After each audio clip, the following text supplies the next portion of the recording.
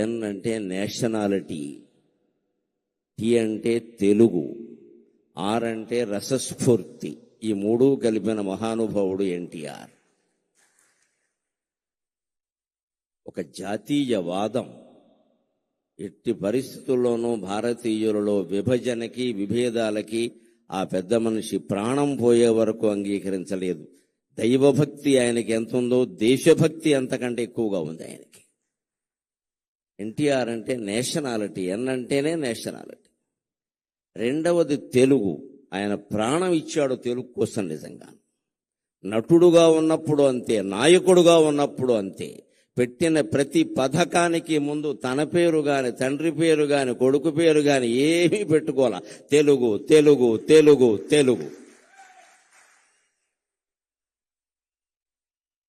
తరువాత ఎవ్వరు ఆ పథకాన్ని కొనసాగించినా ఎటువంటి ఇబ్బంది లేకుండా తెలుగు జాతి అంతా పరవశించే విధంగా ప్రతి పథకానికి తెలుగు అని పేరు పెట్టాడు ఆయన. ఎవరు దాన్ని మార్చవలసిన అవసరం లేదు, ఆలోచనే రాదు. అంత భక్తి, అంత ప్రేమ తెలుగు అంటే ఆయనకి. ఇక మూడవది రసస్ఫూర్తి. ఇది చాలా మందికి తెలియదు. అందరూ నటులు కాలేరు, అందరూ కవులు కాలేరు, పండితులందరూ వక్తలు కాలేరు, పండితులందరూ అవధానులు కాలేరు. రకరకాలు, కొందరు అవుతారు, కొందరు అవ్వరు. కారణం రసస్ఫూర్తి తెలియకపోవడం. నేను ఇన్ని పుస్తకాలు చదివాను అంటే ఉపయోగం ఏం లేదు. నువ్వు దాన్ని జనంలోకి పంపడానికి ఏ టెక్నిక్, ఏ సాంకేతికత, ఏ నైపుణ్యం అవలంబించావు అన్నది ఎన్టీఆర్ సినిమాలు చూస్తే చాలు మనకు అర్థమైపోతుంది ఖచ్చితంగా. అద్వితీయమైన సంభాషణలు. మామూలుగా ఇప్పటి నటులెవరూ పలకలేరు. బహుశా అసలు వెనకాల ఉంటే తప్ప. నవఖండ భూమండలాధిప మకుట తట ఘటిత మణిగణ నీరాజిత నిజపాద పంకేరుగుండనే అన్నాలంటే ఇప్పటి వాళ్ళకి వారం రోజులు కావాలి, తర్వాత ఉపవాసం కూడా వస్తుంది. రాసిన వాడు చావాలి, డైరెక్టరు చావాలి, వీడికి రాదీని. ఈ లోపు ఏమన్నా పిలిపించాలి. ఇటువంటి సంభాషణలు పేజీల కొద్దీ ఉండే వాటిని ఆ మహానుభావుడు ఒక్కసారి చూసి, నేను చెబుతా, మీరు అక్కడ కూర్చోండి, కాస్త టీ తాగండి అని చెప్పి ఆయన టీ తాగేలోగా ఈయన కంఠస్థం చేసి మొత్తం చెప్పేసేవాడండి. అది ఎన్టీఆర్ అంటే, అది ఎన్టీఆర్ అంటే. ఆ రసస్ఫూర్తి. నీకు విద్య తెలియగానే ఉపయోగం లేదు. ఇవాళ యువతరం ప్రత్యేకంగా నేర్చుకోవాలి. నేను బీటెక్ చదివా, ఎంటెక్ చదివా, ఏదో చేశాను కాదు. నీ విద్యని జనంలోకి పంపించే విధానం నీకు తెలియాలంటే ఎన్టీఆర్ నటించిన ఒక్క సినిమా చూసినా నీకు ఉద్యోగం వస్తుంది. ఖచ్చితంగా నీకు ఉద్యోగం వస్తుంది. ఒక ఇంటర్వ్యూలో ఎలా మాట్లాడాలి, ఒక ప్రజాసభలో ఎలా మాట్లాడాలి, మైకు ముందుంటే ఎలా మాట్లాడాలి, మైక్ ఏమీ లేకపోతే ఇంట్లో తలుపేసి అర్ధాంగితో మాట్లాడితే ఎలా మాట్లాడాలి, దేనికి దానికి తేడాలు ఉంటాయి. అవన్నీ ఎన్టీఆర్ సినిమా చూస్తే తెలుస్తాయి, ఎంత ఆశ్చర్యకరంగా ఉంటుందో. అది రసస్ఫూర్తి. రాముడు కృష్ణుడు వేయడానికి ఆయనకంటే ముందు లేరా, ఆయనకంటే తరువాత లేరా, కానీ ఆ పాత్రలని జనంలో ముద్ర పడిపోయేలా చేయగలిగాడు అంటే రామునిలో ఉండే రసస్ఫూర్తిని, కృష్ణునిలో ఉండే రసస్ఫూర్తిని, ప్రతినాయక పాత్రల్లో ఉండే కూడా రసస్ఫూర్తిని జనానికి అందించగలిగిన ఏకైక నటుడు ఎన్టీఆర్. ఏకైక నటుడు ఎన్టీఆర్. ఆయన దేశభక్తి గుండెల్లో ఆయన నిండా ఉండబట్టే ఆయనకి దొరికిన మొట్టమొదటి చిత్ర అవకాశం పేరు మన దేశం. మన దేశం. ఎంత ఆశ్చర్యం. ఎవరినైనా మీరు నటించిన మొదటి సినిమా చెప్పండి అంటే మట్టి కొండ అని చెబుతాడు ఎవడో ఒకడు. అంతకంటే ఉంటుంది. ఆయనకి ఆ ఛాన్స్ రావడమే గొప్ప. కాబట్టి ఆయన అంతరాత్మ ఎంతగా దేశం గురించి ఘోషించింది అంటే ఆయనకి మొట్టమొదటి పోలీస్ అధికారిగా అవకాశం వచ్చిన సినిమా కూడా మన దేశమే. నువ్వు దేశం కోసం పుట్టావు, నువ్వు దేశం కోసం పుట్టావు అని వారి తల్లిదండ్రులు వారిని ఆదేశించినట్టుగా వారికి మన దేశం అనే సినిమాలో మొట్టమొదటి అవకాశం వచ్చింది. ఏ పాత్ర వచ్చినా ఇది హీరో పాత్ర, జీరో పాత్ర, ఇంకోట, దీని ప్రాధాన్యం ఏమిటి అని ఆలోచించకుండా తన పాత్రకి న్యాయం చేసిన వ్యక్తి ఎన్టీఆర్ అంటే ఖచ్చితంగా. ఈ పాత్ర నాకు వచ్చింది చాలు, దీనికి నేను న్యాయం చేస్తే మిగిలినవన్నీ అవే వస్తాయి, తరుముకుంటూ వస్తాయి, వెతుక్కుంటూ వస్తాయి. నా రత్నం అన్విష్యతి మృగ్యతే హితత్ అంటాడు కాళిదాసు కుమార సంభవంలో. రత్నాన్ని వెతుక్కుంటూ జనం వస్తారు కానీ జనాన్ని వెతుక్కుంటూ రత్నం వెళ్ళదండి. సినీ రంగంలో నటరత్నాన్ని వెతుక్కుంటూ సినిమాలు వచ్చాయి, సినిమాలను ఆయన వెతుక్కుంటూ వెళ్ళలేదు. ఇవాళ యువతరం ఎన్టీఆర్ నుంచి నేర్చుకోవలసింది ఉద్యోగ అవకాశాలు మిమ్మల్ని వెతుక్కుంటూ రావాలి, మీరు వాటిని వెతుక్కుంటూ వెళ్ళడం పెట్టండి. యధవ కర్మ అంటారు దీన్ని. నీ దగ్గర ప్రతిభ ఉంటే నీ దగ్గరికి ఉద్యోగం వస్తుంది ఖచ్చితంగా. ఇప్పటికి మీరు ఇండియన్ ఎక్స్ప్రెస్ పేపర్ చూస్తే బుధవారం నాడు ప్రత్యేక ప్రకటనలు ఉంటాయి, మామూలు ఉండవు. ఉద్యోగం కావాలి, నిరుద్యోగులు కావాలి, ఉద్యోగస్తులు రండి అనే ప్రకటనలు ఉండవు. ఇండియన్ ఎక్స్ప్రెస్ బుధవారం పేపర్లో ప్రత్యేకంగా ఎలా ఉంటుంది అంటే, మేము రిటైర్ అయ్యాం, లేకపోతే మధ్యలో ఉద్యోగాలు మానేసాం, మాకు ఇప్పుడు ఉద్యోగం కావాలి, మాకు ఉద్యోగం ఇవ్వగలిగిన వాడు రండి అని వేస్తాడు ప్రకటన. వాడి దగ్గరికి వచ్చి కాళ్ళ దగ్గరికి వస్తారు, మా సంస్థలోకి రండి అని. అది ప్రతిభ. ఆ స్థితి మళ్ళీ సంపాదించుకోగలగాలి ఖచ్చితంగా. మాకు ఉద్యోగం కావాలి, ఇవ్వగలిగిన వాడు రండి, మా ప్రొఫైల్ ఇది, నేను ఇంత జీతంతో ఉన్నా, ఇప్పుడు ఎందుకో బయట తిరుగుతున్నా, నాకు కావాలంటే వస్తారు, మీరు మాకు కావాలని. అటువంటి ప్రతిభను యువతరం సంపాదించుకోవాలంటే ఎన్టీఆర్ లాగా దైవభక్తి ఉండాలి, దేశభక్తి ఉండాలి, భాషానురక్తి ఉండాలి, అన్నిటికీ మించి రసస్ఫూర్తి ఉండాలి. అది మనం ఎన్టీఆర్ నుంచి నేర్చుకోవాలి ఖచ్చితంగా. మన దేశమున పాదమోని, మన దేశం అనే చిత్రంతో ఆయన రంగప్రవేశం చేశారు. అక్కడి నుంచి ఆయన నటించని పాత్ర లేదు. అన్ని రంగాలకి సంబంధించిన అన్ని పాత్రల్లోనూ నటించారు. మన దేశమున పాదమోని నట పద్మశ్రీ పురస్కారియై ఘన పౌరాణిక తత్వ జానపద సంఘశ్రేష్ఠ చారిత్రక ప్రణుతింగాంచిన పాత్రలన్నిటినీ ఘన పౌరాణిక తత్వ జానపద సంఘశ్రేష్ఠ చారిత్రక ప్రణుతింగాంచిన పాత్రలన్నిటినీ ఔరాయంచు మెప్పించితీవు అనఘా స్వర్గమునేలు పాత్రగొనినావా రమరాయ ప్రభో.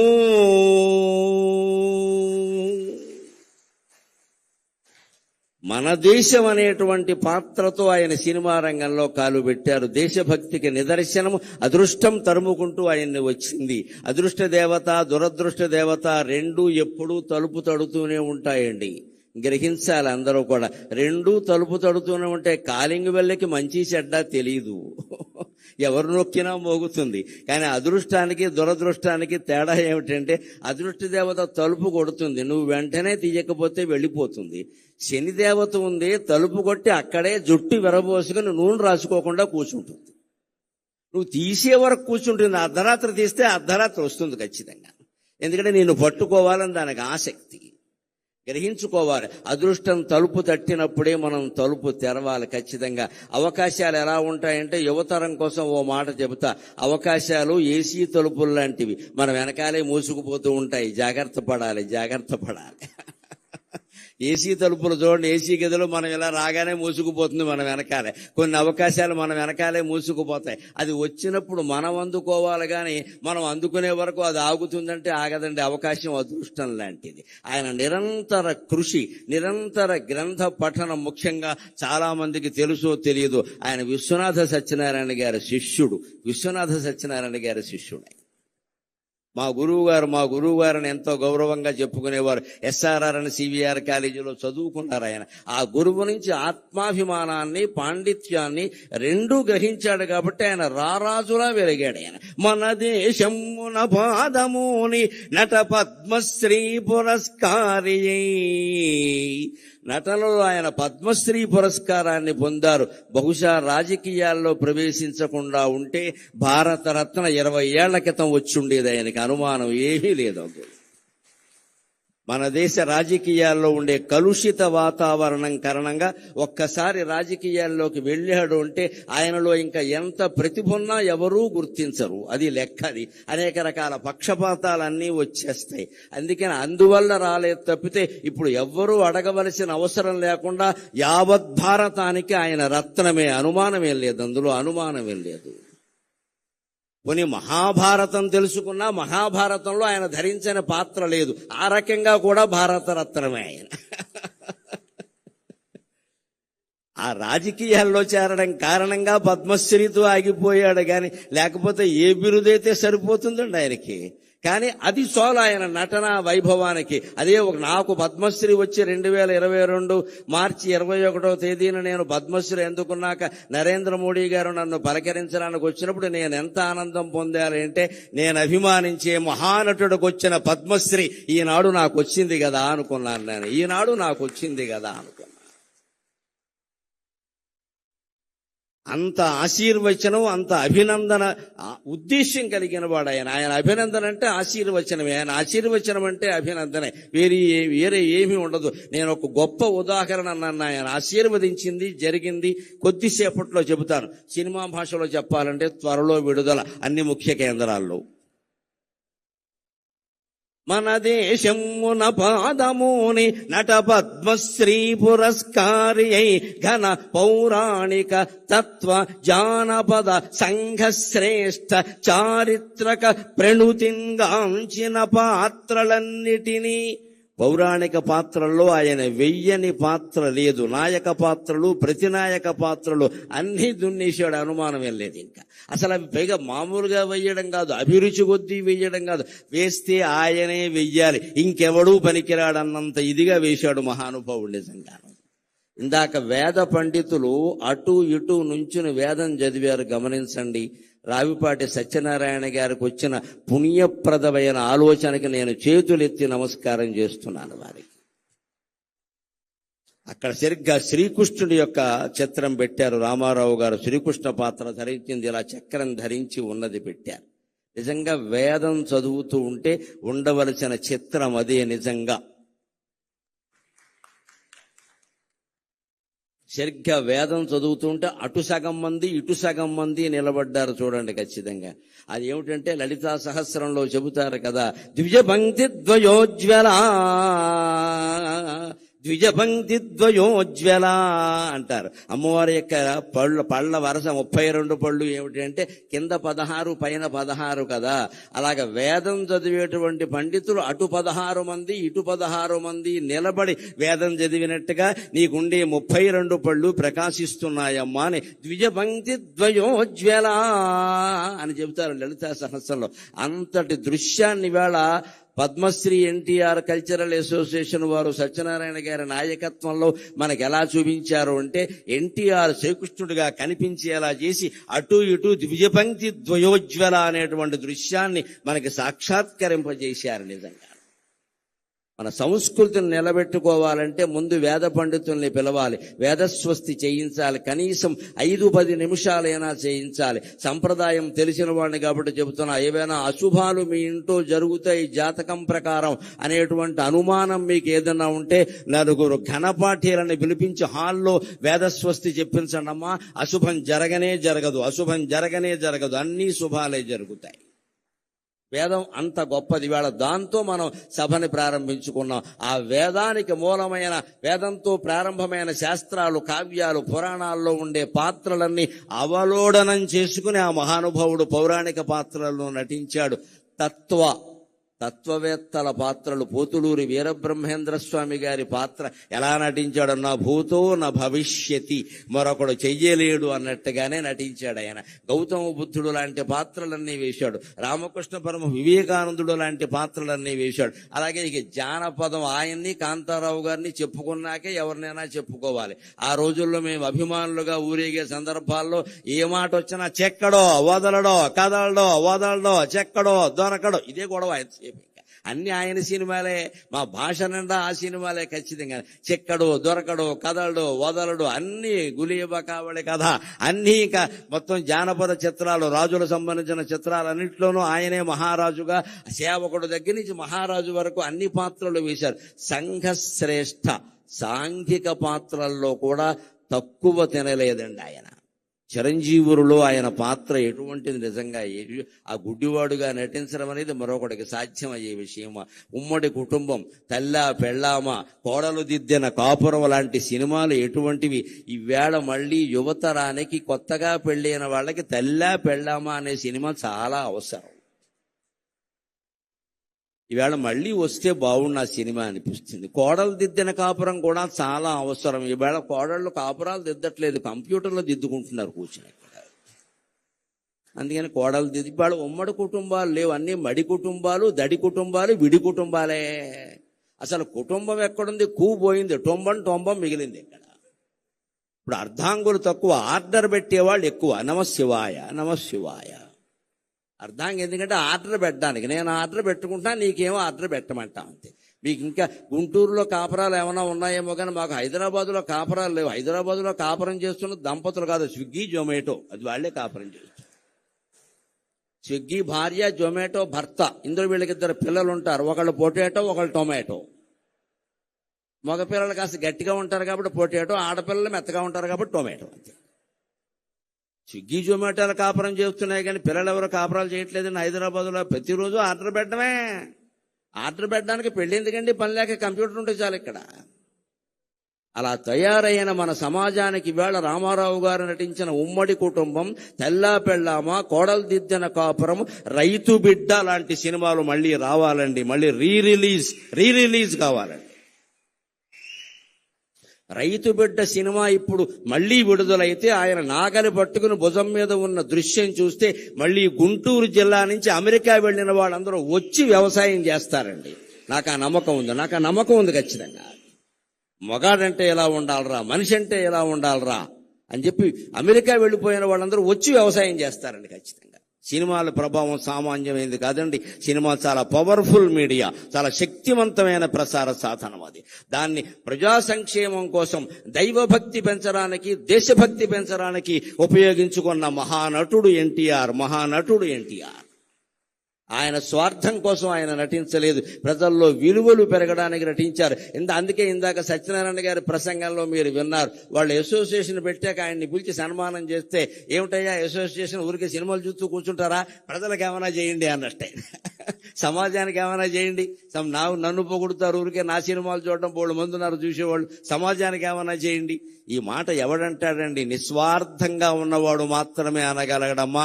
ఆ తల్లి కడుపు ధన్యం, ఆ తండ్రి జీవితం ధన్యం, ఎన్టీఆర్ పుట్టిన నేల ధన్యం, ఎన్టీఆర్ పీల్చిన గాలి పీలుస్తున్న మనం అందరం ధన్యులం.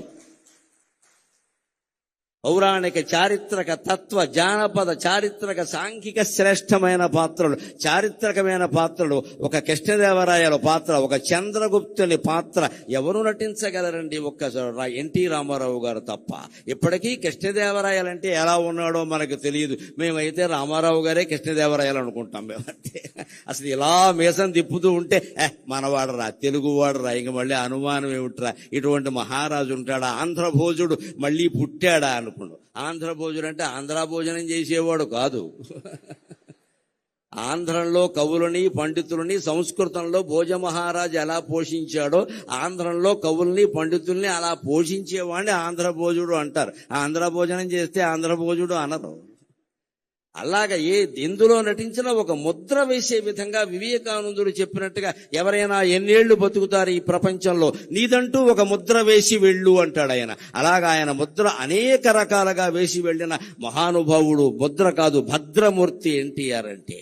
ఆయన ఇప్పుడు కూడా ఒక పాత్ర ధరిస్తున్నాడు. ఆయన స్థాయికి తగిన పాత్ర ఆయన ధరిస్తాడు. ఎప్పుడు ఇక్కడ మహారాజుగా నటించాడు కదా. అందుకే భగవంతుడు ఆయనకి ఇచ్చిన యోగం ఏమిటంటే, అనగా స్వర్గమునేలు పాత్ర గొనినావా రామరాయ ప్రభో. ఏమయ్యా, ఇన్ని రకాల మహారాజుల పాత్రలు వేసావు కదా, స్వర్గాన్ని పరిపాలించే పాత్ర తీసుకోవయ్యా అని భగవంతుడు, దేవేంద్రుడు స్వయంగా పిలిచి రామారావు గారికి స్వర్గం ఇచ్చాడు. అక్కడ ఆయన పరిపాలన చేస్తున్నాడు. ఆయనకి ఏ లోటు జరగడం లేదు. మనం దాని గురించి కంగారు పడక్కల్లా. ఇక్కడ వైవిఎస్ చౌదరి గారిని పక్కన పెట్టుకుని నేను ఒక మాట చెప్పాలి. ఈయన ప్రతి సంవత్సరం మే 28వ తేదీని ప్రముఖ పత్రికలన్నిట్లో ఫుల్ పేజీ ప్రకటన ఇస్తాడు పూర్తిగా. ఇప్పుడు కాదు, ఒక 30 ఏళ్ళు 40 ఏళ్ళు చాలా ఏళ్లుగా జరుగుతోంది, చూస్తున్నాను. ఆ రోజు నేను మే 27 రాత్రి నిద్రపోతూ తెల్లారితే చౌదరి గారు ప్రకటించిన ఫోటో ఎప్పుడు వస్తుందా అని చూస్తాను. ఎన్టీ రామారావు ఫోటో. అది సరిగ్గా ఇలా బొగ్గమే చేయట్టుకుంటుంది.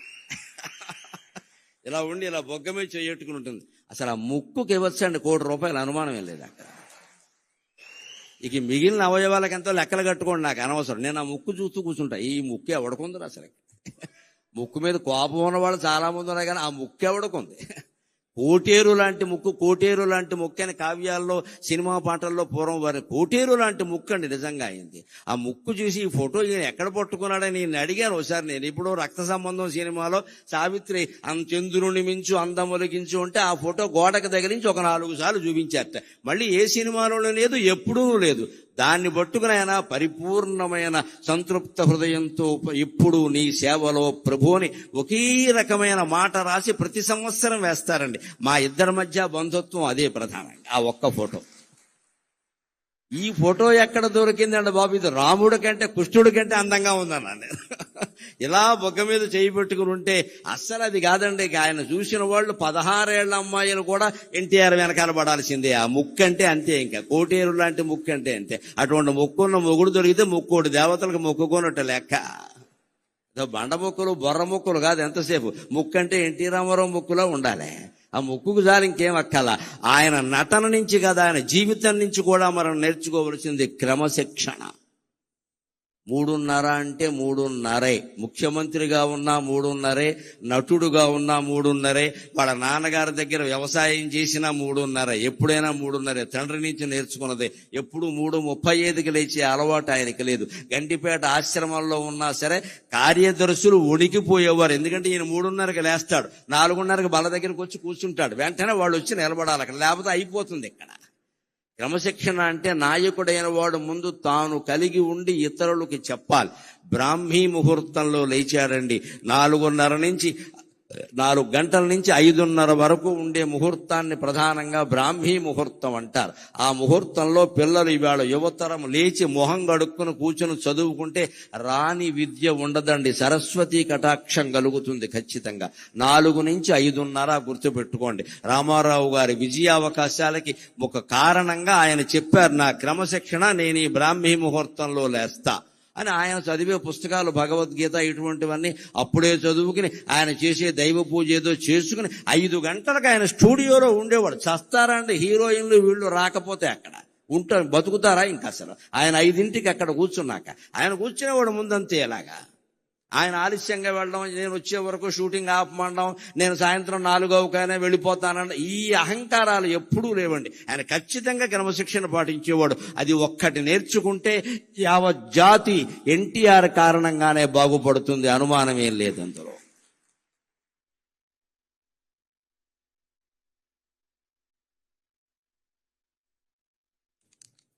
ఆయన ధరించిన పాత్రల్లో వైవిధ్యాన్ని గురించి ఒక్క మాట చెబుతాను నేను. విద్వాంస్తుష్ట పద్యమేకం దదాతి అంటారు. మాబోటి పండితులకి నిజంగా హృదయం ఆనందమైతే మాటలు రావు, పద్యాలు వస్తాయి. సాకేత రాముడై సాక్షాత్కరించినన్, సాకేత రాముడై సాక్షాత్కరించినన్, వాల్మీకి వర్ణనల్ వాస్తవమగు. సాకేత రాముడై సాక్షాత్కరించినన్, వాల్మీకి వర్ణనల్ వాస్తవమగో.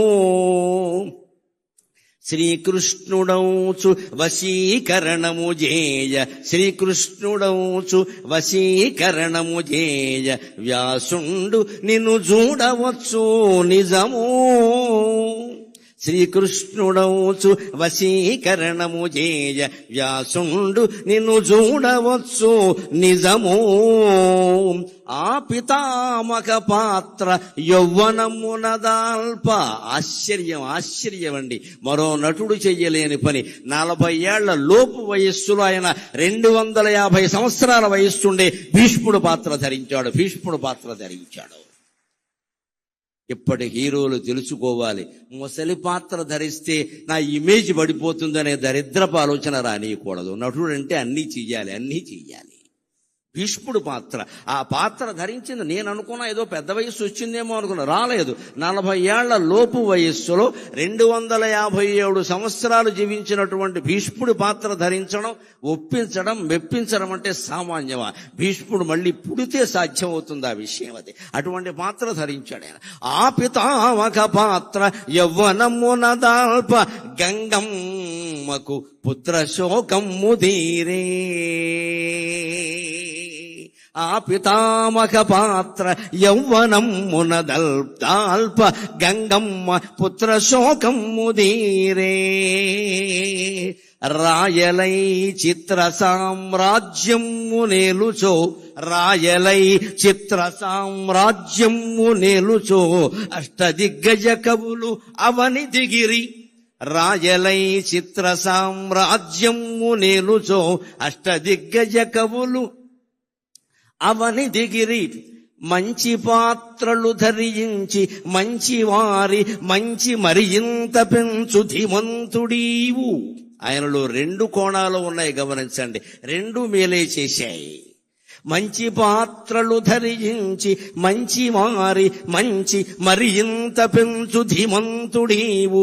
చెడ్డ పాత్రలు ధరించి చెడుగునైన మంచిగా మార్చివేయు పెన్మాయవీవు. రాముడు పాత్ర వేస్తే వాల్మీకి దిగి వచ్చి నేను రామాయణంలో ఎలా వర్ణించానో అలా ఉన్న రాముడు ఎన్టీ రామారావు ఒక్కడే అని ఆనందిస్తాడు. అనుమానమేం లేదు ఇక్కడ. ధర్మజ్ఞశ్చ కృతజ్ఞశ్చ సత్యవాక్యో దృఢవ్రతః వృషోరస్కః శ్రీ వృషస్కంధక అని అద్భుతంగా వర్ణిస్తాడు వాల్మీకి రామాయణంలో రాముడిని. అంతటి పర్సనాలిటీ దైహికంగాను భౌతికంగాను నైతికంగాను మానసికంగాను కలిగిన వాడు తెలుగు నటులలో కాదు, ప్రపంచ నటులలో రామారావు ఒక్కడే, మరొకడు లేడు. ఈయన రాముడు పాత్ర లవకుశలో ధరిస్తే మా చిన్నతనంలో విన్న మాట పరవశించిపోయాం. మా అమ్మగారు జీవితంలో చూసిన సినిమా ఒకే ఒక్కటి, అదే లవకుశ. అప్పట్లో బ్రాహ్మణ స్త్రీలు, అసలు స్త్రీలు, అందున బ్రాహ్మణ స్త్రీలు సినిమాలకు వెళ్లే అవకాశం లేదమ్మా, వాళ్ళకు కుదిరే పని కాదు. కానీ లవకుశ సినిమా వచ్చాక మా నాన్నగారితో దెబ్బలాడి మా అమ్మ సినిమా చూసి పెద్ద బండి కట్టుకుని వెళ్ళడం. దానికి 2 ఇంటర్వెల్స్ ఇచ్చేవారు. 37 ఏళ్ల సినిమా అది. విజయవాడ దుర్గా కళామందిరంలో లవకుశ సినిమా ఏడాదికి పైగా ప్రదర్శించబడిందండి. తెలుగు జాతి పరవశించిపోవలసిన విషయం. దుర్గా కళామందిరం అంటే ఎప్పటికీ ఎన్టీ రామారావు గారు టాకీస్ అయ్యేదండి. ఏడాది పైన ప్రదర్శించబడ్డాం. ఆ లవకుశలో ఉన్న రాముణ్ణి చూస్తే వాల్మీకి నేను 16 లక్షణాలు చెప్పింది ఇటువంటి వాడిని కదా. ధర్మజ్ఞశ్చ కృతజ్ఞశ్చ సత్యవాక్యో దృఢవ్రతః కోన్వస్మిన్ సాంప్రదములోకి గుణవాన్ కశ్చ వీర్యవాన్ అని చెప్పానే నేను బాలకాండలో. ఆ లక్షణాలన్నీ మూర్తిభవించిన వాడు ఇంతకాలానికి ఆంధ్రదేశంలో పుట్టాడు రాని వాల్మీకి ఆయన ఆశీర్వదించాడండి. అందుకని అంతవాడయ్యాడు. అదే శ్రీకృష్ణ పాత్ర ధరిస్తే ఇక చెప్పవలసిన అవసరం లేదు. ఆ ఒయ్యారం, ఆ సొగసు, ఆ ఎక్కడ అవసరమైన చోట కాఠిన్యం, అవసరమైన చోట చిరునవ్వు. శ్రీకృష్ణుడు అంటేనే పెద్ద మాయ. రామో విగ్రహవాన్ ధర్మః. రాముడి జీవితం తెరిచిన పుస్తకం. రాముడు అధర్మం చెయ్యడు. మనకి తెలియక మాట్లాడుకుంటాం కానీ రాముడు అధర్మం చెయ్యడు. రాముని జీవిత చరిత్ర అంతా ముక్కుసూటిగా ఉంటుంది. శ్రీకృష్ణుడి ధర్మం కాదు, అలా ఉండదు. లీల, శ్రీకృష్ణ లీల. లీల అంటే అర్థం ఏమిటి? కర్మ అంటే అర్థం ఏమిటి? ఆనందం కోసం చేసేది కర్మ, ఆనందంగా ఉండి చేసేది లీల. అది శ్రీకృష్ణ అవతారం ధర్మం. మనం ప్రతి పని ఆనందం కోసం చేస్తాం కాబట్టి మన కర్మ మనం అనుభవించాలి, మంచి అయినా చెడ్డైనా. తాను స్వయంగానే ఆనందో బ్రహ్మేతి వ్యజానాత్ ఆనందాదేవ కల్విమాని భూతాని జాయంతి ఆనందేన జాతాని జీవంతి ఆనందం ప్రయంజభిషం విశంతీతి అని వేదం చెప్పినట్టుగా ఆనంద స్వరూపుడై ఉండి పరమాత్మ కర్మలు చేస్తాడు. కాబట్టి శ్రీకృష్ణావతారం తర్వాత పరమాత్మ అనుభవించవలసిన కర్మఫలాలు ఏమీ లేవు. ఇది పౌరాణిక రహస్యం. రాముడు చేసినటువంటి కొన్ని పొరపాట్లు, తప్పులు, ఒప్పులు ఏమున్నా వాటిని కృష్ణావతారంలో అనుభవించాల్సి వచ్చింది. కానీ శ్రీకృష్ణ పరమాత్మ చేసింది ఏది అనుభవించాల్సి రాలా. ఎందుకంటే రాముడు నేను మనిషిని ఆత్మానం మానుషం మన్యే రామం దశరథాత్మజం అన్నాడు. నువ్వు దేవుడు అయ్యాను ఋషులు చెప్పినా సరే నాకు అవన్నీ తెలియదండి. నా పేరు రాముడండి, మా నాన్నగారు దశరథుడండి, మా అమ్మ కౌశల్యండి, బళ్ళు అలాగే పేరు రాశారండి అని చెప్పాడు.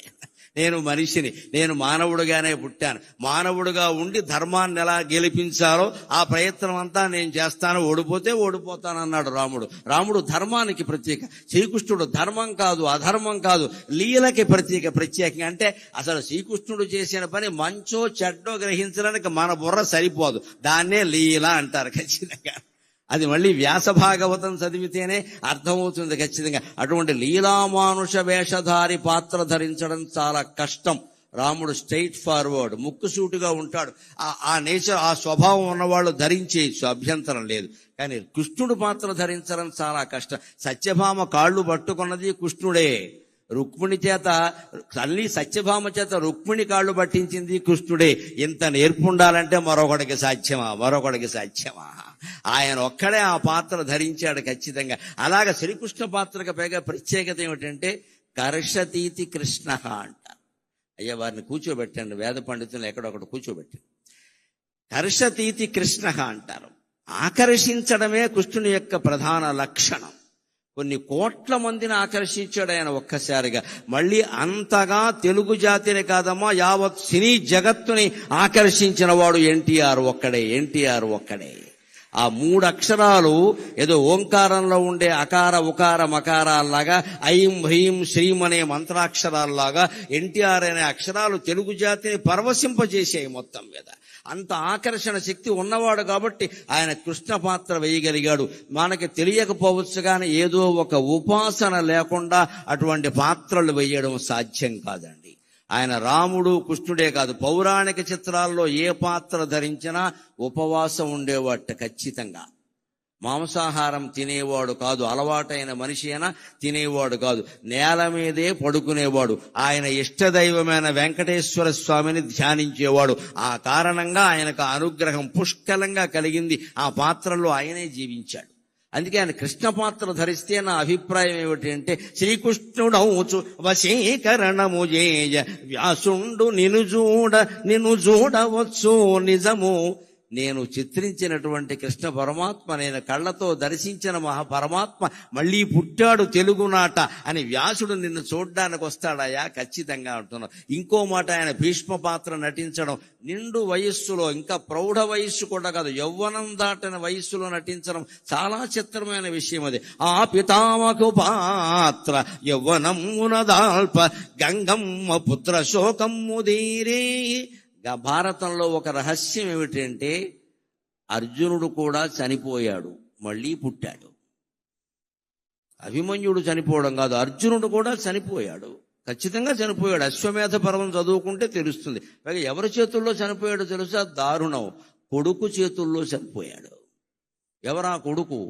చిత్రాంగదికి పుట్టినవాడు బభ్రువాహనుడు అర్జునుడిని చంపుతాడు యుద్ధంలో. ఆ యుద్ధం ఆయన కొందెచ్చుకున్నాడు అర్జునుడు పూర్తిగా బతికి లేడండి, చచ్చిపోయి మళ్ళీ పుట్టాడు. ఎవరి వల్ల పుట్టాడు? ఉలూపి నాగకన్య మంత్రం వేసి బతికించింది. ఈ కథకి మూలం ఏమిటంటే, ఇది ఎందుకు ఇలా జరిగింది, అర్జునుడు లాంటి వాడికి కూడా చావు ఏమిటి, మళ్ళీ పుట్టడం ఏమిటి, ఎందుకు జరిగిందంటే ఎవరి కర్మ వారు అనుభవించాల్సిందే. భీష్ముడిని చంపిన విధానం ఎవరికి నచ్చినా ఎవరికి నచ్చకపోయినా, చివరికి భీష్ముడికే నచ్చినా గంగాదేవికి నచ్చలేదు, కన్న తల్లి కదా. మా అబ్బాయిని అన్యాయంగా చంపారు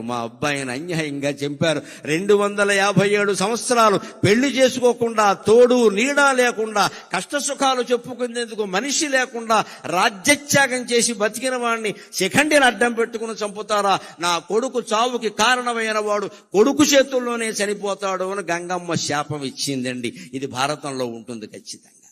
ఆ శాపం అమలైంది. పాండవులు జయించారన్న పేరే గాని పొందిందేమీ లేదు. ఇక్కడ మన తెలుగులో కూడా ఒక సామెత, పాండవుల ప్రభుత్వం వచ్చాక మొదటి బడ్జెట్ అంతా కౌరవుల తద్దినాలకు సరిపోయింది. స్పీకర్ గారు ఉండగా చెప్పుకోవలసిన మాట. ధర్మరాజు గారి స్థానంలో ఆర్థిక మంత్రి ఎవరున్నారో కానీ వారు ప్రవేశపెట్టిన బడ్జెట్ అంతా కౌరవుల తద్దినాలకు సరిపోయింది. అందుకని తెలుగులో సామెత, పాండవుల సంపాదన అంతా కౌరవుల తద్దినాలకు సరిపోయిందని. ఏమి సాధించావు నువ్వు ఇక్కడ?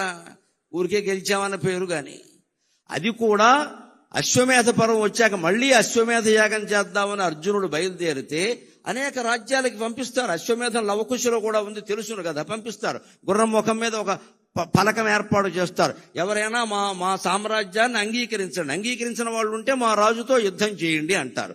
అందరూ అంగీకరించారు, దానికేమి ఇబ్బంది లేదు. కౌరవులనే జయించిన వాళ్ళు మిగిలిన వాళ్ళని జయించరా? బభ్రువాహనుడు పాపం వినయ సంపన్నుడు, ఒక్కొక్కడు కష్టాలు కొని తెచ్చుకుంటాడు. అర్జునుడు అంటే అలా ప్రవర్తించాడు అక్కడ. కర్మ, ఎందుకంటే గంగమ్మ శాపం, ఆ బుద్ధి అలా పనిచేసింది. బుద్ధి కర్మానుసారనే. ఆయన ఎదురొచ్చాడు. తండ్రిని తెలుసు, చిత్రాంగదగా పుట్టాడు ఆయన. తండ్రిని తెలుసు, నాన్నగారు మీరు వచ్చారు సంతోషం, మీతో నాకు యుద్ధం ఏమిటి, ఇదిగో మంగళహారతి పళ్ళెం పట్టుకుని నేను వచ్చాను, నా రాజ్యమే మీది, మీరు పరిపాలించుకోండి హాయిగా అంటే అర్జునుడు నోట వచ్చిన మాట ఏమరాయ్, క్షత్రియ పుత్రుడివి కాదురా, యుద్ధం చేయకుండా లొంగిపోతున్నావా, నువ్వు నా కుమారుడని చెప్పుకుందుకు నాకు అవమానం ఉందిరా, దా యుద్ధానికి రా అన్నాడు. పని కట్టుకుని తెచ్చుకున్నాడు. వాడు భయంకరమైన యుద్ధం చేశాడు. 2 దెబ్బలతో అర్జునుడు లేచిపోయాడు. అది లెక్క. కాలం కర్మం కలిసి రాకపోతే అర్జునుడైనా ఒకటే, మరెవరైనా ఒకటే ఇక్కడ. అందుకని మన ఇష్టం వచ్చినట్టు మాట్లాడకూడదు. ఎప్పుడు యుద్ధం చేసే సమయాలు వేరు, సంధి చేసే సమయాలు వేరు చేసుకోవాలి. అలా బబ్రువాహనుడి చేతిలో చనిపోవడానికి కారణం గంగమ్మ శాపం. ఆ గంగమ్మ భీష్ముడు చనిపోయినప్పుడు పడిన బాధ మళ్ళీ ఎప్పుడు పోయి ఉంటుంది అంటే ఎన్టీ రామారావు గారు భీష్ముడుగా నటించిన తర్వాత పోయి ఉంటుంది ఖచ్చితంగా. మా అబ్బాయి మళ్ళీ పుట్టాడు, ఎంత అందంగా ఉన్నాడు మా అబ్బాయి మళ్ళీ పుట్టాడు, తెల్లగడ్డంతో కూడా ఎంత అందంగా ఉన్నాడు మా అబ్బాయి అని గంగాదేవి చాలా సంతోషించి ఉంటుంది. రాయలై చిత్ర సామ్రాజ్యము నేనుచో అష్టదిగ్గజ కవులు అవని దిగరే.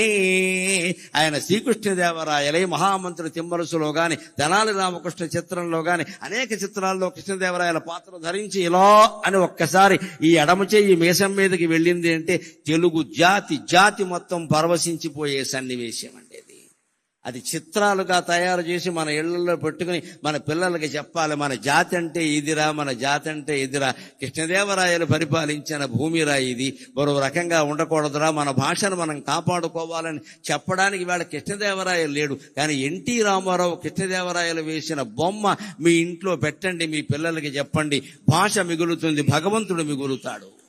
అంతటి ప్రేరణ. ఇంకా ఆయన జీవితంలో ఒక వైవిధ్యం ఏమిటంటే మంచి పాత్రలు ధరించి మంచి వారి మంచి మరి ఇంత పెంచు ధీమంతుడీవు. రాముడు వేసిన, కృష్ణుడు వేసిన, భీముడు పాత్ర వేసిన, భీష్ముడు పాత్ర వేసిన వారిలో ఉండే మంచితనాన్ని మరింత బాగా చూపించారు. ఎప్పుడు శాస్త్రంలో ఒక మాట ఉంటుంది, అర్థవాదం అంటారు. మన పురాణాలన్నీ అర్థవాదం ప్రకారమే ఉంటాయి. అర్థవాదం అంటే ఏమిటంటే ప్రజల చేత ఏ పని చేయించాలో దానికి కాస్త నమ్మకాలు అన్ని జోడించి ఘాటుగా చెప్తారు, నాటుకునేలా చెప్తారు. అది పూర్తిగా నిజం కాదు, అది అర్థవాదం. దాని పేరే అర్థవాదం, సగమే నిజమని. కానీ ఎందుకు చెబుతారు అంటే ఒకడు దుఃఖపడుతున్నాడు, వాడు దుఃఖం పోవాలి, నువ్వు తత్వజ్ఞానం బోధిస్తే వాడికి ఎక్కదు. కానీ బాబు ఇక్కడ పట్టాపురంలో సత్యనారాయణ స్వామి గుడి ఉంది, రోజు ఒక 100 సార్లు, ఒక 10 సార్లు ప్రదక్షిణం చేయి, ఒక 40 రోజులు ఖచ్చితంగా చేయి, సత్యనారాయణ స్వామి నీ దుఃఖాన్ని తొలగిస్తాడు అంటే తొలగించకపోవడం సత్యనారాయణ స్వామి బాధ్యత. కానీ ముందు వీడు మనస్సులో ఉండే బాధ సగం తగ్గిపోతుందండి. అది దాని ప్రయోజనం. ఇది అందరూ అంగీకరించే విషయం. దీన్నే పురాణాల్లో అర్థవాదం అంటారు. అది పూర్తిగా మోక్షాన్ని ఇవ్వదు, జ్ఞానాన్ని ఇవ్వదు, కానీ మనిషి దుఃఖాన్ని ఉపశమింపజేస్తుంది. మనం రోగంతో బాధపడుతున్నప్పుడు మందులు వాడుతున్నా తగ్గకపోవచ్చమ్మా, కానీ ఆత్మీయులైన వారు ఎవరన్నా వచ్చి పలకరిస్తే తగ్గినట్టుగా ఉండట్లా. వాళ్ళు వెడుతుంటే అత్తయ్య రాక వచ్చావు, కాసేపు కూర్చో, 2 మాటలు మాట్లాడు, నీతో మాట్లాడుతుంటే నాకు తగ్గినట్టుగా ఉంది అని అనిపించట్లేదండి. అదే అర్థవాదం.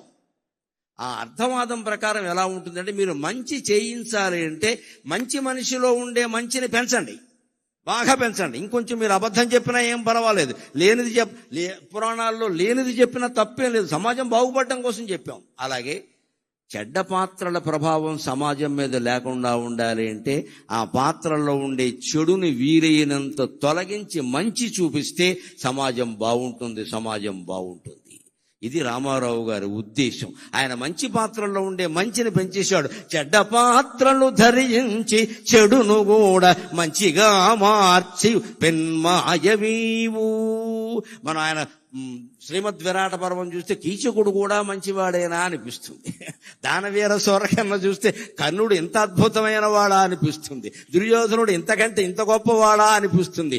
వారిలో ఉండే మానవతా కోణాన్ని ప్రత్యేకంగా ప్రదర్శించాడు ఆయన. మొత్తం మీద రామారావు గారి ఉద్దేశం సమాజం బాగుండడం.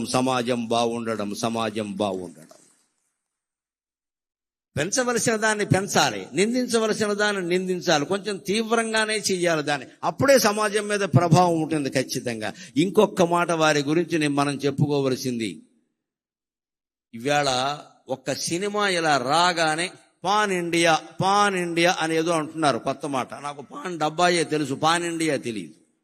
ప్రతి సినిమా పాన్ ఇండియా. మన ప్రాణాలు తీసే సినిమా కూడా పాన్ ఇండియానే. ఆయన బతికినంత కాలంలో నువ్వు కృష్ణుడు పాత్ర హిందీలో వెయ్యండి, రాముడు పాత్ర హిందీలో వెయ్యండి, మేము తీస్తామని ₹1 కోటి ఇస్తామన్నారు. ఆ రోజుల్లో ₹1 కోటి చాలా ఎక్కువ అండి. 70లో ₹1 కోటి అంటే ఏమిటమ్మా, చాలా ఎక్కువ. ఆయన ఏమన్నారంటే, నాకు సన్నిహితుల ద్వారా తెలిసిన మాట, కోటి ఎందుకండి, తెలుగులో తీయండి, 10 లక్షలు ఇవ్వండి చేస్తానని చెప్పాడు. మీరే నిర్మాతలుగా ఉండి తెలుగులో తీయండి, ఇంకా శ్రీకృష్ణుడికి సంబంధించి బోల్డు కథలు రావాలి, రాముడికి సంబంధించి బోల్డు కథలు రావాలి. తెలుగులో తీయండి, నా భాషకి మేలు జరుగుతుంది, నా వాచకం ద్వారా నా భాషకి మేలు జరగాలి, నాకు కాదు అని కోరుకున్న మహానుభావుడండి ఎన్టీఆర్. కోటి నాకు అక్కర్లేదు, నా భాషలో తీయండి. ₹1 కోటి ఏమైనా తక్కువ, ఎవరు వదులుకుంటారండి? ఇవాళ కోటి లెక్క లేకపోవచ్చమ్మా, ఆవేళ ఎంత లెక్క, అది 70లో కోట్లంటే ఎంత లెక్క. అంత పద్ధతిగా ఉండేవాడు. ఇంకొక మాట, ముఖ్యంగా నన్ను ఆయన్ని అభిమానం చేసింది ఏమిటంటే, ఆయన నటించిన పాత్రల్లో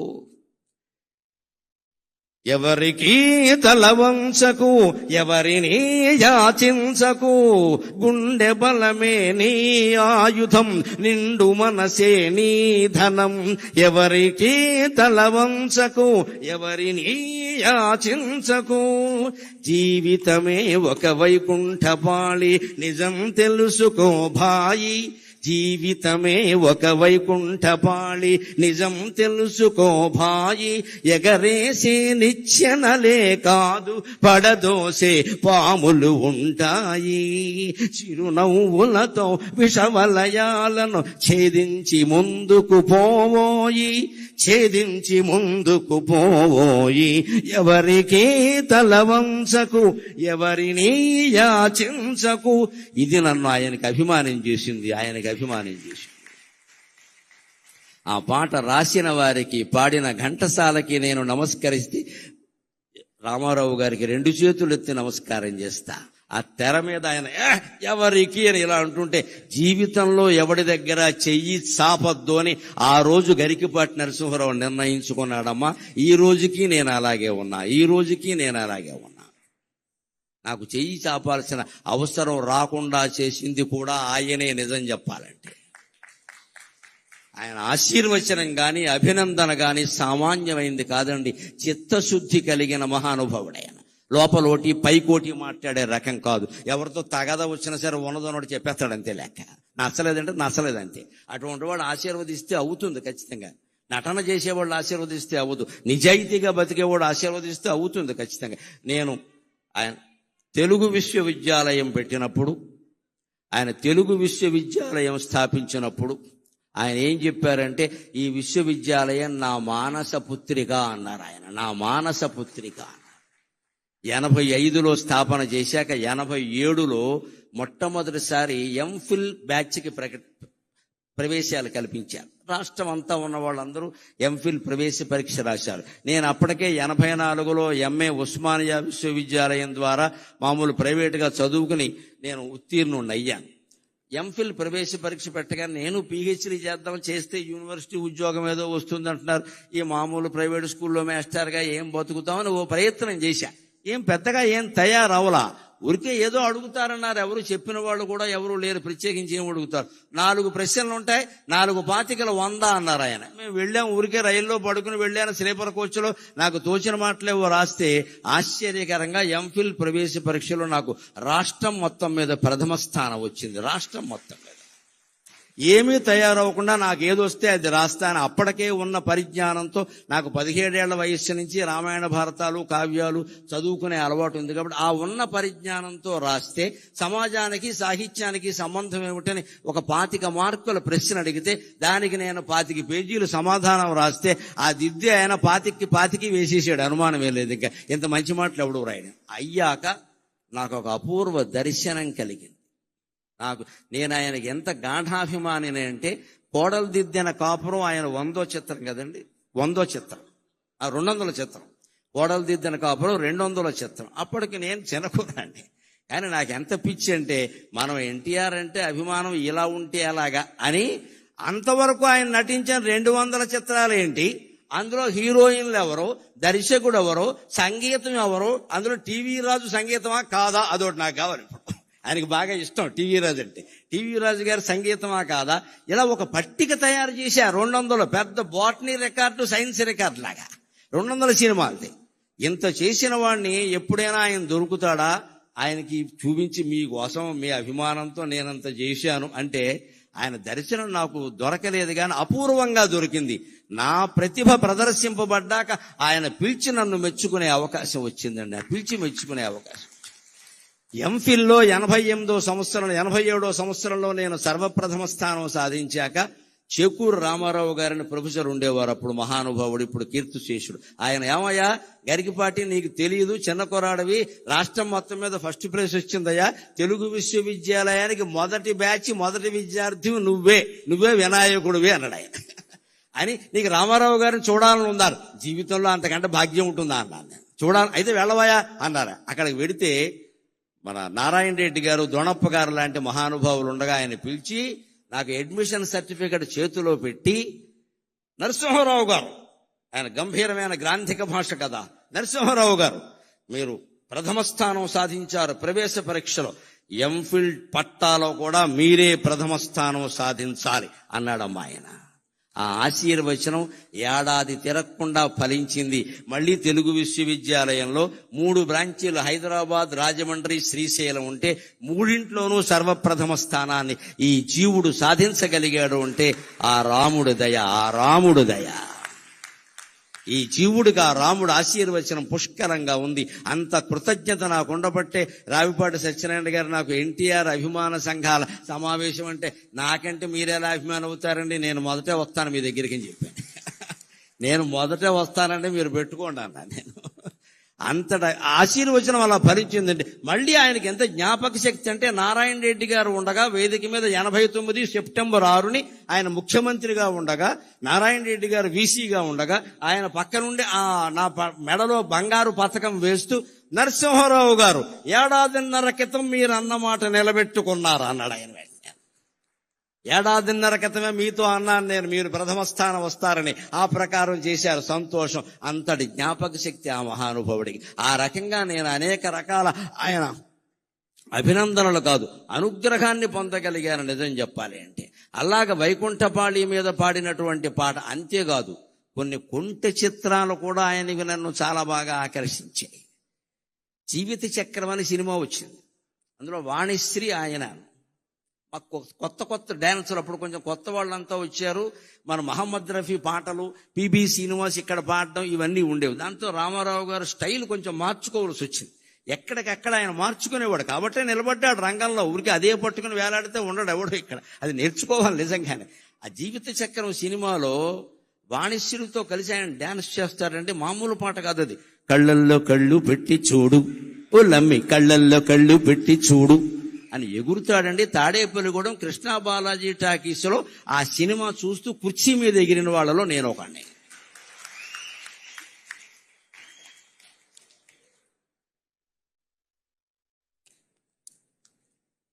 నాకు ఇది ఒక అవకాశం. ప్రవచనాల్లో చెప్పలేని మాటలన్నీ ఇక్కడ చెప్పేయచ్చు. ప్రవచనాల్లో ఈ మాటలు చెబితే ఖాతాలు పోతాయి. ఇక్కడైతే అన్నీ చెప్పేయచ్చు అయ్యాను. తాడేపల్లిగూడెం కృష్ణా బాలాజీ టాకీస్లో జీవిత చక్రం సినిమా చూడడం కోసం కాలేజీ కడుతున్నామని ఇంటి దగ్గర అబద్ధం చెప్పి 8:30కే వచ్చేసి అక్కడ రిజర్వ్ టికెట్ కోసం చెయ్యి విరగొట్టుకున్న వాళ్ళు నేను ఒకన్నాను. కృష్ణా బాలాజీ టాకీస్, ప్రభాత టాకీస్ అని 2 ఉంటాయి. అందులో సినిమాలు వస్తే మాకు కోపంగా ఉంటుంది. వెంకట్రామ టాకీస్, విజయ టాకీస్ ఉన్నాయి, అవి కొత్త టాకీసులు, అందులో రావాలని కోరుకుంటాం. కానీ ఈ సినిమా అందులో ఇచ్చా. అయినా సరే మా ఇంటి ఓడో, పైగా మా పశ్చిమ గోదావరి వాళ్ళు ఎన్టీ రామారావు అనరండి, ఎన్టీ ఓడో అంతే లెక్క. మా ప్రేమ మాది, మా ఇంటి ఓడో మా సినిమా. ఏంటి చెయ్యి ఉంటే ఉంటుంది, పోతే పోతుంది అని అందరం నుంచున్నాం అంతే. అలాగా నుంచి నిలబడి కళ్ళల్లో కళ్ళు పెట్టి చూడు అని సీట్ ఎక్కి ఎగిరేసిన వాళ్ళు నేను ఒక. అలాంటి సరదా డాన్సులు కూడా ఆయన అద్భుతంగా చేసేవాడు అండి, అనుమానమే లేదు ఎక్కడ. అలాంటి పరిస్థితిలో. అంతేకాదు, ఇంకొక మాట మనం ప్రత్యేకంగా చెప్పుకోవాలి. నేను ఒక 15 ఏళ్ల క్రితం అక్కినేని నాగేశ్వరరావు గారి అశీతి మహోత్సవంలో పాల్గొన్న 80 ఏళ్ల పండుగ. అప్పుడు గుమ్మడి గారు ఉన్నారు. సరే, అక్కినేని, నాగార్జున వీరందరూ కుటుంబ సభ్యులు అందరూ వచ్చారు. అప్పుడు నేను వేదిక ఎక్కుతుంటేనే రవీంద్ర భారతిలో గుమ్మడి గారు, నరసింహరావు గారు, మేము మీ పద్యాల కోసం వచ్చాం అన్నారు. సరేనండి, మిమ్మల్ని సంతోష పెడతానులేండి అన్న. నేను వేదిక ఎక్కాక నాగేశ్వరరావు గారు ఉండగా, నేను ఈ సభకి రావడానికి కారణం ఏమిటంటే నాగేశ్వరరావు గారికి క్షమాపణ చెబుదామని వచ్చాను నేను అన్నాను. ఆయన కూడా ఆశ్చర్యపోయి చూశాడు. ఏం నాకు చెప్పే క్షమాపణ అంటే, మేము మా రామారావు గారి మీద ప్రేమతో మీ పోస్టర్ల మీద పేడ వేసామండి, అందుకని చెప్పడానికి వచ్చాను. మా అభిమానాలు అలాగే ఉండేవి, అనుమానం. ఎందుకంటే మా కోపం ఏంటంటే, మా బాధ మాకు ఉంటుందండి. అభిమానం అంటే అభిమానమే, ఇంకక్కడ ధర్మాధర్మాలు ఉండవు అక్కడ. పైగా మా వయసు ఏంటి, 70 ఏళ్ళ, 20 ఏళ్ళు కూడా లేవు. మేము మా రామారావు గారు కృష్ణుడు వేశాడు. శ్రీకృష్ణ విజయం అని సినిమా ఎంఎస్ రెడ్డి గారు తీశాడు, కౌముది ఆర్ట్ పిక్చర్స్. రామారావు గారు కృష్ణుడు, మహోదరుడు అని విలన్ పాత్ర ఎస్వి రంగారావు వేశాడు. ఒక చిన్న నాట్యం కోసం ఎల్వి జయలక్ష్మిని పిలిపించారు, స్వర్గాన్ని నుంచి దించినట్టు. జయలలిత సత్యభామ వేసింది, దేవిక రుక్మిణీదేవి పాత్ర వేసింది, కాంతారావు గారు నారదుడు వేశాడు. ఇంత గొప్ప క్యాస్టింగ్ ఉండే సినిమా ఆడకుండా పోయింది. మరి మా కడుపు అంటదా? ఎందుకని? దసరా బుల్లుడు కారణంగా పోయింది. అప్పుడు దసరా బుల్లోడు వచ్చింది సంక్రాంతికి. దసరా బుల్లోడు కారణంగా మా సినిమా ఆడలేదు. అది నాగేశ్వరరావు గారు అయితే, నాగలోకపతి అయితే మా సినిమా ఆడలేదు. మా బాధ మాది. అందుకని మాకు ఎలా ఉండేదంటే పేట చేసేవాళ్ళం అంతే. అందుకని నేను మొహమాటం లేకుండా తర్వాత ప్రవచనాలన్నీ మొదలు పెట్టాక తప్పు ఒప్పుకుంటే పాపం పోతుంది కదా, ఎందుకు వచ్చింది అని నాగేశ్వరరావు గారి సన్మాన సభలో నేను ఇది ఎందుకు వచ్చానంటే, మీకు క్షమాపణలు చెప్పడానికి వచ్చానండి. రామారావు గారి మీద అభిమానమే తప్పితే మీ మీద మాకేమి ద్వేషం లేదండి. మీరు మహానటులు, దానికే ఉంది, కానీ మా కోపంతో మేము చేసామండి. నిజం చెప్పారు కదండి, ఇంకెందుకు ఉంటాయి పాపాలండి అన్నాడు ఆయన. పైగా అప్పుడు ఆయన చెప్పారు, మా అభిమానులు తక్కువ వాళ్ళు ఏం కాదండి, వీళ్ళిద్దరూ కొట్టుకు తెచ్చారు లోకంలో, మేమిద్దరమే దెబ్బలాడుకోలేదండి, మా అభిమానులు రకరకాలుగా ఉన్నారు. ఎప్పుడు మహానటుల గురించి మనం ఏదో అనుకుంటాం కానీ, ఎన్టీఆర్, ఏఎన్ఆర్ ఎప్పుడు సూర్య చంద్రుల్లాగా తెలుగు సినీ ఆకాశంలో వెలుగుతూనే ఉంటారండి, వెలుగుతూనే ఉంటారు. సూర్య రశ్మి ఎంత అవసరమో చంద్రకాంతి అంతే అవసరం కదా. ఆ ఇద్దరు అలా వెలుగుతూనే ఉంటారండి. ఆయన సభలో ప్రత్యేకించి నేను ఈ విషయం చెప్పేసరికి ఆయన చాలా ఆనందించారు ప్రత్యేకంగా. ఇక ఇప్పుడు ఒక 10 నిమిషాల్లో ఆయన రాజకీయ జీవితాన్ని గురించి కూడా మాట్లాడతాను. నటుడు నాయకుడై ఆంధ్ర వట విటపము, నటుడు నాయకుడై ఆంధ్ర వట విటపము, ఊడలునంగ జగమెల్ల ఊగజేయ. నటుడు నాయకుడై ఆంధ్ర వట విటపము, ఊడలునంగ జగమెల్ల ఊగజేయ. విశ్వరూపము చూపిన విశ్వనటుడు,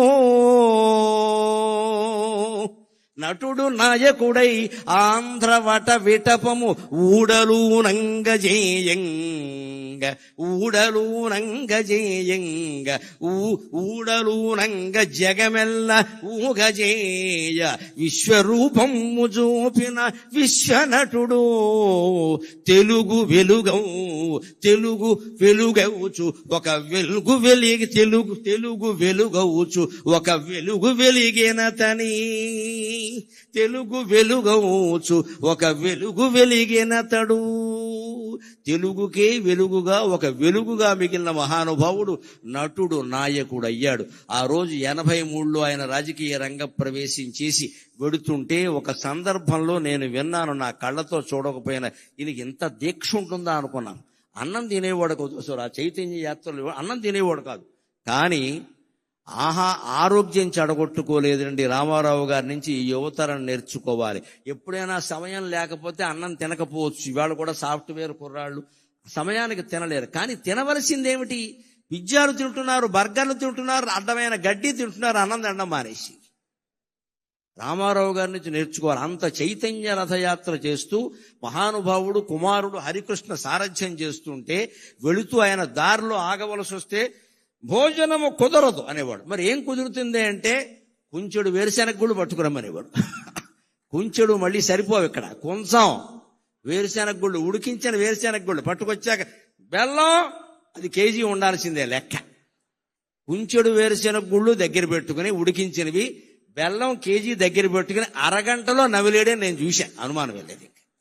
అలా కాపాడుకున్నాడు ఆయన ఆరోగ్యాన్ని. ఇవాళ నేర్చుకోవాలి. ఇవాళ అన్నం తినే సమయానికి అడ్డమైన గడ్డి తింటారు, ఆ తర్వాత అన్నం మానేస్తున్నారు, కడుపులో మండిపోతుంది. ఏం తినాలి? పుష్టి కలిగించే ఆహారం తినాలి. ఉపవాసం చేస్తే కనీసం మజ్జిగ తాగాలి ఆ సమయానికి. ఉడికించిన వేరుశెనగ గుళ్ళు తినండి, బొంబాయి శనగలు తినండి, బఠానీలు తినండి, అవన్నీ మంచివమ్మా. అవి ఊరికి పూర్వం తినే తేగలు తినండి. అంతెందుకు, ఈ కాలంలో బాగా వస్తే మొక్కజొన్న పొత్తులు తినండి, అన్నం అక్కర్లేదు, బోల్డ్ పుష్టి. ఇక్కడ కాల్చిన మొక్కజొన్న పొత్తులు తింటే అన్నం అక్కర్లేదు. ఎప్పుడైనా అన్నం తినని పరిస్థితి అటువంటివి తినాలి కానీ ఆ బిస్కెట్లు, ఈ బిస్కెట్లు, ఈ చాక్లెట్లు, ఇవన్నీ తిని చాక్లెట్లు ఉంటే టాయిలెట్కి వెళ్తాం, ఉపయోగం ఏంటి? ఇక్కడ ఏం తినాలి? తినకు పరిస్థితులు ఉంటాయి. సినిమాల్లో ఉన్న వాళ్ళకి మరీ ఎక్కువగా ఉంటాయి, రాజకీయాల్లో ఉన్న వాళ్ళకి అన్నం తినే అవకాశం ఉండదండి. ఏం తినాలి? ఆరోగ్యం చెడిపోంది తినాలి. అందులో కూడా ఆయన క్రమశిక్షణ ఏమిటంటే అలా ఉడికించిన వేరుశెనగ గుళ్ళు, బెల్లం లాంటి ఆహారం తినేవాడు తప్ప బయట ఏదో పట్టుకురమ్మని తినేవాడు కాదండి. నియమం అంటే నిష్ఠే, నియమం అంటే నియమమే, నిష్ఠ అంటే నిష్ఠమే. ఆయన నుంచి అది మనం నేర్చుకోవాలి. ఆ రకంగానే రాజకీయ జీవితాన్ని గడిపాడు. ఇంకొక మాట మనం చెప్పుకోవాలి. తెలుగుతనం, తెలుగు జాతి అంటే ఆయనకి ఎంత ఇష్టం అంటే ఆచరించి చూపించాడు. 89 నుంచి 94 వరకు ఆయన ప్రతిపక్షంలో ఉన్నారు. ప్రతిపక్ష నాయకుడుగా ఆయన పాత్ర ఆయన చేశాడు. నేను అసెంబ్లీకి రాను అని మాట్లాడలేదు, వచ్చాడు ఆయన ఖచ్చితంగా. స్పీకర్ గారు ఉండగా చెప్పుకోవలసిన మాట. ఆయన వచ్చాడు. అంత మహానటుడు, అంత మహానాయకుడు ఓడిపోయిన దశలో కూడా అసెంబ్లీకి వచ్చాడు. ఆయన కర్తవ్యం ఆయన నిర్వర్తించి ఇటువంటి వాళ్ళందరినీ నడిపించాడు ఆయన శుభ్రంగా. ఆ దశలో కూడా ఆయన మనోధైర్యాన్ని కోల్పోలేదండి. అంతేకాదు ఆత్మాభిమానాన్ని కోల్పోలేదు, ఆంధ్రాభిమానం కూడా కోల్పోలేదు.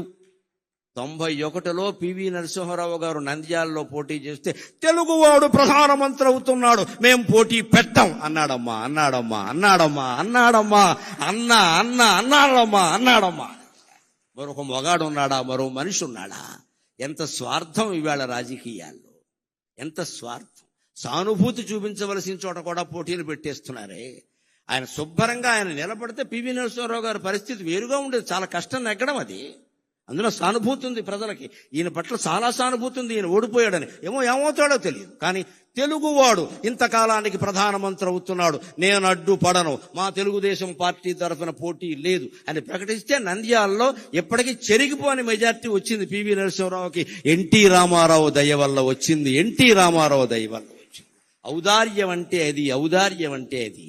ఆయన సంచలనాలు చేశాడు, సరదాలు చేశాడు, సంచలనాలు చేశాడు, సరదాలు చేశాడు. రాజకీయాల్లో ఉండగా నిజంగా కార్టూనిస్టులందరికీ రోజు మ్యాటర్ దొరికింది అంటే ఎన్టీ రామారావు దయ్యానండి. ఏదో ఓ చలోక్తి విసిరేవాడు, ఏదో పని చేసేవాడు, అందులో ఆవేశమో ఆవేదనో ఏదో ఉండేది. దాని మీద వీళ్ళు జోక్ వేసుకునేవాళ్ళు. ఆయన దగ్గరికి వెళ్ళి ఎవరన్నా చూస్తే పోన్లేవయా వేసుకొని ఈ విధానికి వాడు బతుకుతాడు, లేకపోతే వాడు కార్టూన్ ఎవడో చూస్తాడనేవాడు తప్ప కక్షలు తీర్చుకునే, మీడియా మీద కక్ష తీర్చుకునే ప్రయత్నం రామారావు చేయలేదండి ఎప్పుడు కూడా. దాన్ని చాలా తేలిగ్గా, చాలా ఎన్ని కార్టూన్లు రామారావు గారి మీద వచ్చిన వ్యంగ్యమైన కార్టూన్లు మరి ఏ నాయకుడి మీద రాలేదండి. ఈనాడు శ్రీధర స్వతంత్రించి ఎంత సరదాగా వేసేవాడు, అవన్నీ సరదాగానే తీసుకున్నాడు ఆయన. అంతేకాదు ఇంకొక మాట చెప్పుకుని మనం సెలవు తీసుకుందాం. ఒక ప్రాంతీయ పార్టీ నాయకుడై ఉండి ఆంధ్రప్రదేశ్ అనే ఒకే ఒక రాష్ట్రానికి కొంతకాలం మాత్రమే ముఖ్యమంత్రిగా ఉండి నేషనల్ ఫ్రంట్ ఏర్పాటు చేసి కన్యాకుమారి నుంచి కాశ్మీర్ వరకు భారతదేశాన్ని ఏకం చేసి ప్రతిపక్షాల కూటమిని ఏర్పాటు చేసిన మహానుభావుడైన, సామాన్యమైన విషయం కాదు నేషనల్ ఫ్రంట్. పైగా ఇప్పుడు ప్రతిపక్షాలు కలుపుతున్న వాళ్ళు కూడా సాధించలేని విజయం ఆయన సాధించారు. అయ్యన్న పాత్రుడు గారికి నాకంటే బాగా తెలుసు ఈ విషయాన్ని. బీజేపీ కమ్యూనిస్టులు ఎప్పుడైనా కలుస్తారండి? అసలు సాధ్యమేనా అది? ఎవరైనా కలుస్తారు కానీ బీజేపీ కమ్యూనిస్టులు కలుస్తారా? ఉప్పు నిప్పులా ఉంటారు కదా, అటువంటి వాళ్ళందరినీ దేశం నాశనం అవుతోంది, మీరు కలవాలి, మీరు కలవాలి. ఇటు అద్వానీ వాజ్పేయిల్ని, అటు కమ్యూనిస్టు నాయకుల్ని ఒప్పించి వీపీ సింగ్ ప్రభుత్వానికి మద్దతు సేకరించిన మహానుభావుడైన నిజం చెప్పాలంటే. అంటే ఎక్కడ ఇటువంటిది ఎవరు చేయగలుగుతారండి? లోపల నాకు పదవీకాంక్ష లేదు అన్నవాడు చేయగలుగుతాడు. నాకే కావాలి అంటే 30 మంది ఎంపీలను పెట్టి కూడా ప్రధానమంత్రులు అయిన వాళ్ళు ఉన్నారు. మనకు అనవసరం ఇప్పుడు చెప్పుకోవడం. కానీ ఆయనకి ఎంపీలు ఉన్నా సరే కాదు, అదొక నేషనల్ పార్టీ, వాళ్ళు అవనేంటి, మనం సహకారం చేద్దాం, దానికే ఉంది అని సహకరించిన మహానుభావుడు. చివరిగా మళ్ళీ పద్యంలోనే ఆయనకి నివాళి సమర్పించి నేను సెలవు తీసుకుంటాను.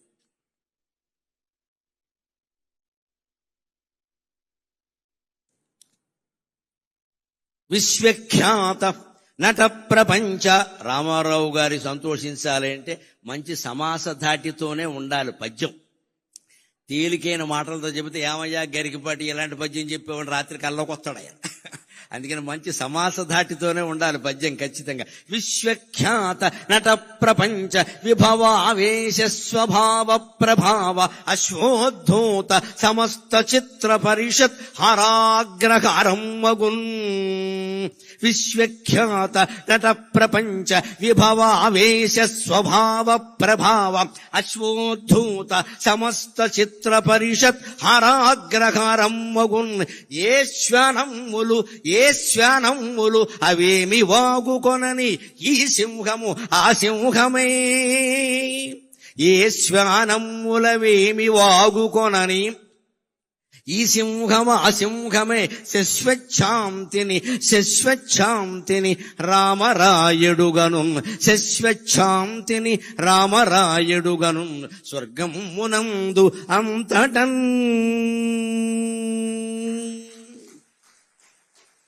ముగిస్తూ నేను ఆనందించే ఒక్క మాట ఏమిటంటే, 2021లో నా కాలికి గండపెండేరం వేస్తే బెంగుళూరులో దాని మీద ఒక బిరుదం రాశారు. విశ్వవిఖ్యాత అవధాన సార్వభౌమ అని రాశారు.